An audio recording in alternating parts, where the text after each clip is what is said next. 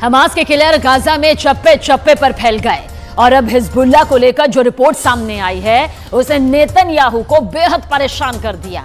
उत्तर Korea और Hezbollah के बीच पक्की दोस्ती देखकर नेतन्याहू के साथ बाइडेन को भी लग रहा है कि इस युद्ध में परमाणु बम की एंट्री हो सकती है।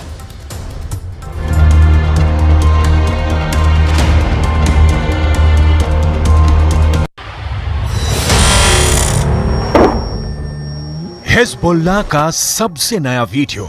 लेबनान इजराइल बॉर्डर पर एक पोस्ट के पास सफेद रंग का ट्रक जा रहा है, तभी होता है एंटी टैंक मिसाइल से हमला। इस हमले में ट्रक पूरी तरह जलने लगता है। उसमें क्या था ये कोई बताने को तैयार नहीं, लेकिन बाद में इजराइल की पोस्ट पर अचानक हरकत बढ़ जाती है। कुछ लोग भागते हुए नजर आते हैं। हिजबुल्लाह के इस पिन पॉइंट अटैक ने इजराइल में बहुत बेचैनी पैदा कर दी है। क्या हिजबुल्लाह उत्तरी इजराइल पर चढ़ाई करने वाला है? क्या हिजबुल्लाह सिर्फ इस बात का इंतजार कर रहा है कि गाजा में जैसे ही इजराइल की फौज फंसेगी वो उत्तरी बॉर्डर पर युद्ध शुरू कर देगा? हिजबुल्लाह के हमले का सही वक्त क्या हो सकता है? इसे लेकर नेतन्याहू से लेकर बाइडेन दोनों पसोपेश में हैं।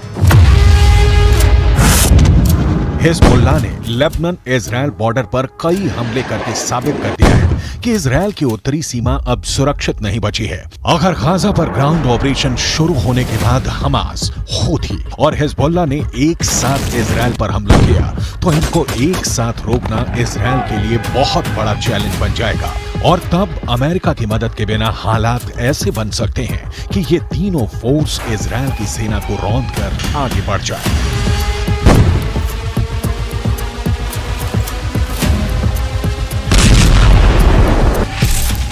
गाजा में हमास के लड़ाकों की तादाद 40 से 50 हजार के करीब है। उत्तर की तरफ लेबनान में मिलिशिया हिजबुल्लाह की तादाद 1 लाख से ज्यादा है। इनके सामने इजराइल में एक्टिव और रिजर्व फोर्स मिलाकर 6 लाख से ज्यादा सैनिक हैं। ये आंकड़े बताते हैं कि इजराइल के पास 4 गुना ताकत है।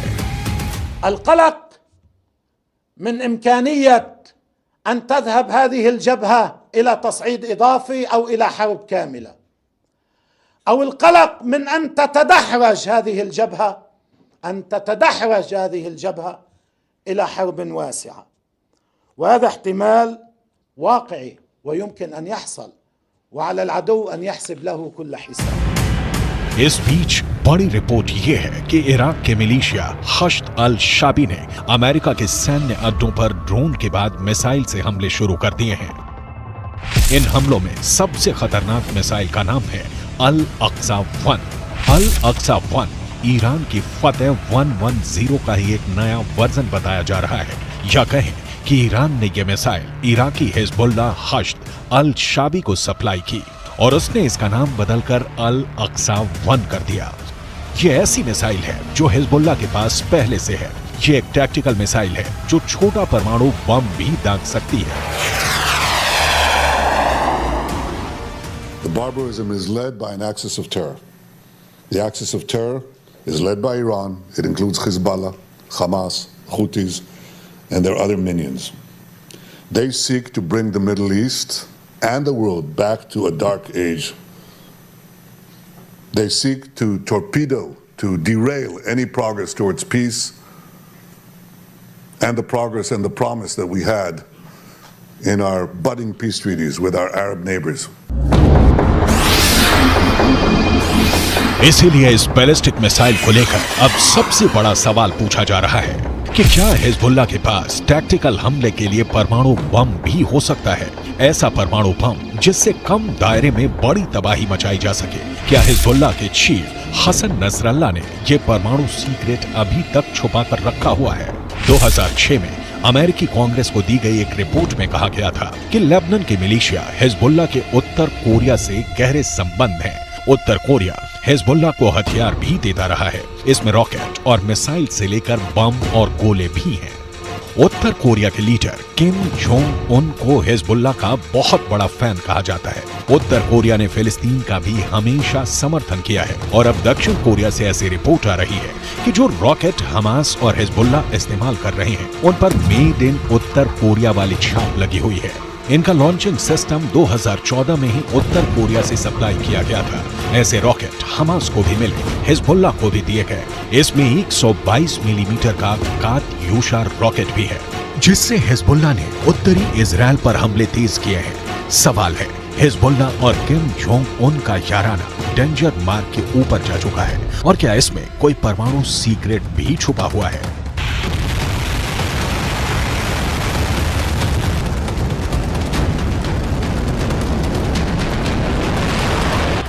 फिलहाल इजराइल पर एंटी टैंक हमलों ने हिजबुल्लाह के इरादों को खतरनाक रूप दे दिया है। इजराइल हिजबुल्लाह के हथियारों को लेकर डरा हुआ है क्योंकि उसने अब तक जो एक्शन दिखाया है उसमें इजराइल की कई बड़ी पोस्ट के चीथड़े उड़ चुके हैं। हिजबुल्लाह ने 3 तरह की एंटी टैंक गाइडेड मिसाइलें इस्तेमाल की। ये है कॉर्नेट, इसकी रेंज 5 किलोमीटर तक है। ये रूस की मिसाइल है, लेकिन अब ईरान इसका देसी वर्जन देहलाविया तैयार कर चुका है और ऐसी बहुत सी मिसाइल अब हिजबुल्लाह के पास हैं। दूसरी है BGM-71 anti tank guided missile, range है 3.5 किलोमीटर। ये अमेरिका में बनी मिसाइल है, लेकिन अब इसकी नकल ईरान तैयार कर रहा है और उसने हिजबुल्लाह को सप्लाई की है। तीसरी है 85 कॉन्कोर्स, रेंज 4 किलोमीटर। ये भी रूस ने बनाई है और अब ईरान में ये दोसान नाम से तैयार की जाती है।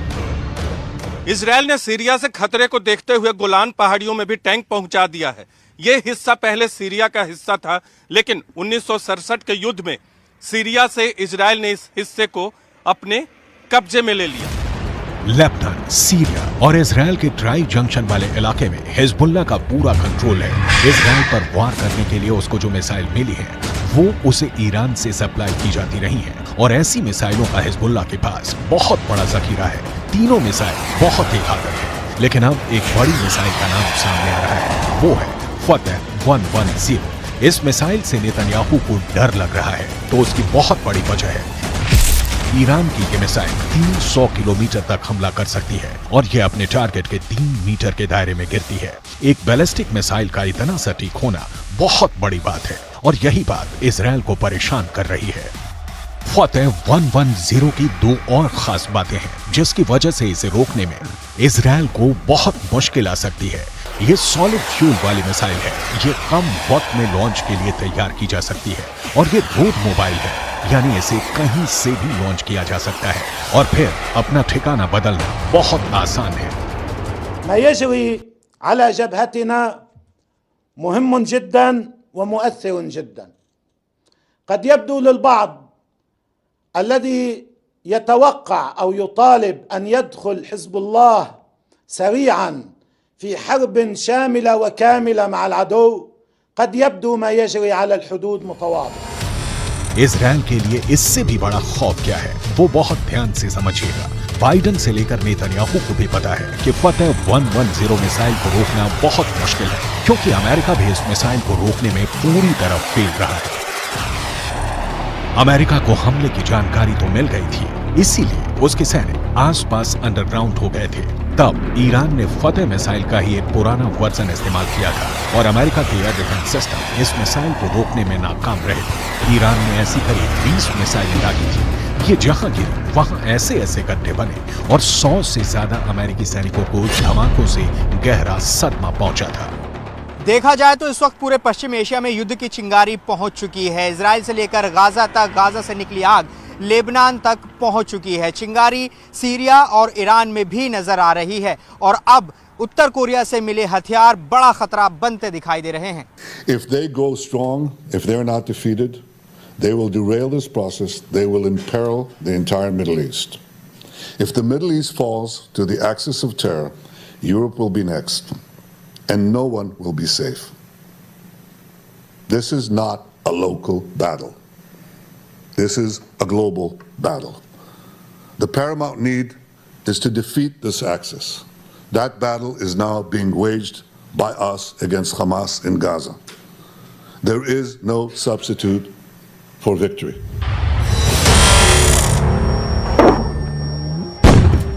हिजबुल्लाह का खतरा बहुत बड़ा है, ये इजराइल भी जानता है और अमेरिका भी। अगर हिजबुल्लाह ने गियर बदला तो इजराइल के लिए उसे रोकना आसान नहीं होगा। यही वजह है कि अमेरिका के विदेश मंत्री एंटनी ब्लिंकन इराक का भी दौरा कर चुके हैं। जब ब्लिंकन इराक पहुंचे तो वो बुलेट प्रूफ जैकेट पहने हुए थे। इराक में ऐसा खतरा बताता है कि अमेरिका इस वक्त वहां की मिलिशिया हश्द अल शाबी से भी घबराया हुआ है, क्योंकि ईरान समर्थित इस गुट ने अब इराक और सीरिया दोनों जगह अमेरिका के अड्डों पर हमले शुरू कर दिए हैं।